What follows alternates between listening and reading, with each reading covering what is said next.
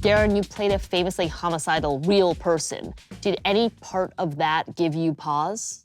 This particular person had very lasting effects on people who are still alive, and the echoes of the tragedy and destruction that he wrought. You know, I couldn't help but think about, you know, the sons and daughters and cousins and husbands and wives of people that were affected by this guy that, I don't know, maybe they watched the first season of Crime Story and they liked the OJ show, and now they're like, oh God, like they're doing this about Uncle so-and-so. This is like, we have to revisit this 20 years later and make it pop cultural zeitgeist fodder. Like that's a little, so that weighs on me a little bit.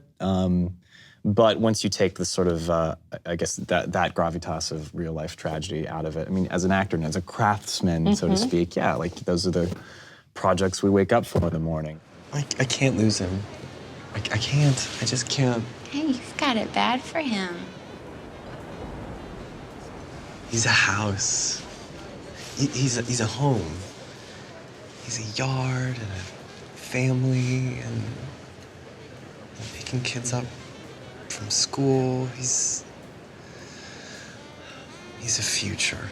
And up until now, I've only dated the past. I remember reading how you wanted to find the sort of the endearing qualities, the good pieces to be able to play. Yeah, I mean, but that's like, I mean, that's our job. Like, we're in the business of empathy. Like, it doesn't matter what my personal moral spectrum is. It's like you're inhabiting this person. You know, heroes don't necessarily know they're, well, maybe heroes, but crazy people don't know they're crazy. You know, we're all just, we're empathizing with these people regardless of them being real or not. Or, sure.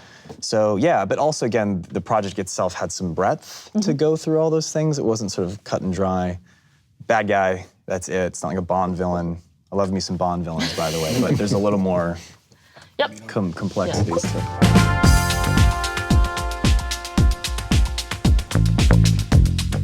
Obviously, the world has changed, the Hollywood world and the world beyond in the last however many months, whether you define it as the Me Too era or the Time's Up era. How has your sort of perspective, your conversations, be it on set or off, changed in that time?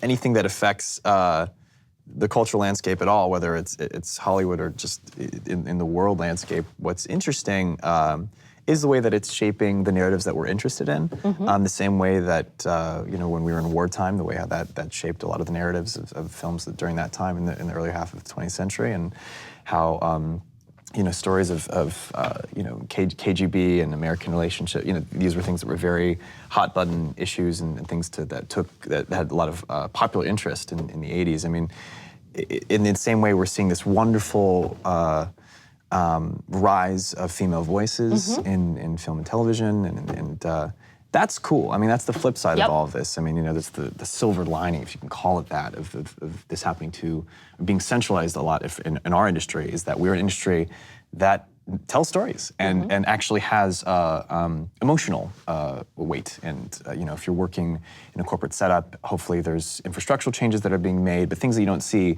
on the front lines in culture that can really affect the sort of next generation in an emotional way. Sure. So that's really cool. I think that's been fun to see, this kind of awakening and shift in the way we're prioritizing our storytelling, in the way that more things will happen that will shift what we're interested in, who gets the loudspeaker, and it's cool. I think it's going to the right people.